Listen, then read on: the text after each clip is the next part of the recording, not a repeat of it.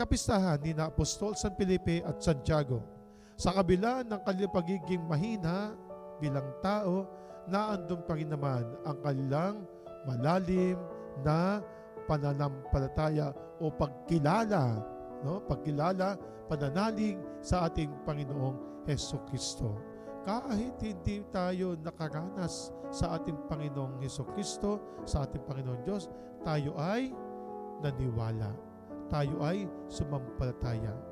Kapag tayo naniniwala, kapag tayo sumasampalataya, ibinibigay natin ang ating sarili sa ating Panginoong Diyos. Ipinagkakatiwala natin ang ating sarili, ang ating kaluluwa sa ating Panginoong Hesukristo. At hindi pa naman po, nagtitiwala sa atin ang ating Panginoong Hesukristo kung tayo'y sumasampalataya, naniniwala sa Kanya.